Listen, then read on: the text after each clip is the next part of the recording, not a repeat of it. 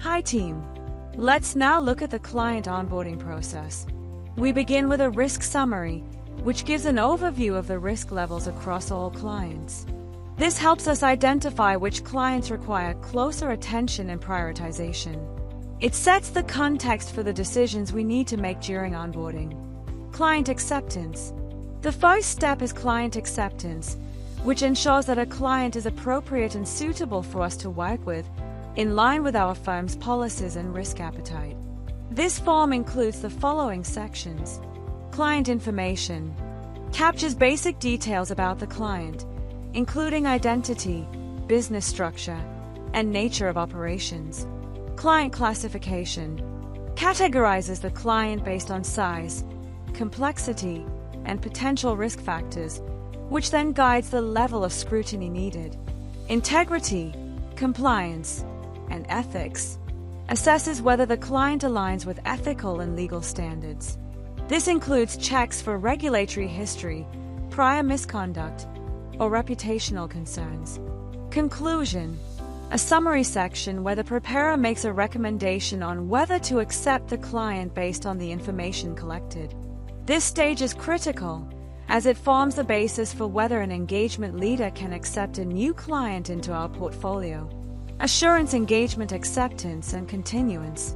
Once the client is accepted, the next step is to evaluate the engagement itself through the Assurance Engagement Acceptance and Continuance form. This determines whether it is appropriate to initiate or continue a specific assurance engagement. Key sections include client information, a detailed snapshot of the client relevant to this specific engagement. Engagement information outlines the nature and scope of the engagement, ensuring that all stakeholders are aligned on expectations.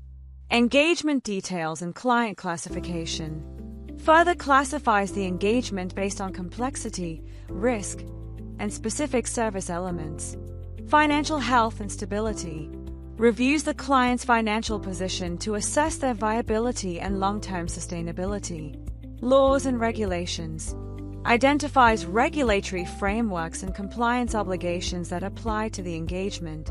Audit remuneration and scope of services evaluates whether the proposed fees are appropriate for the work being undertaken and assesses any risk of fee pressure.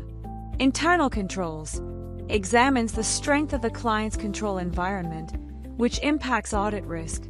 Potential for conflicts of interest identifies any factors that could impair independence or objectivity. Risk of misstatement evaluates inherent and control risks that may lead to material misstatements in financial reporting. Client's audit history provides insight into past audits, including any recurring issues or qualifications. Conclusion brings together all the insights to help the engagement leader decide whether to accept or continue with the engagement. Completing both the client acceptance and assurance engagement acceptance forms is mandatory. Completion is a mandatory prerequisite before any further action can be taken.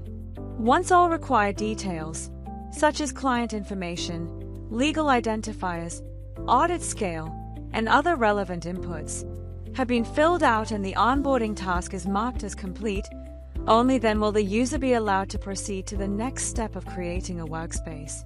This ensures that every engagement begins with validated client data and proper authorization, maintaining data integrity and compliance before audit activities are initiated.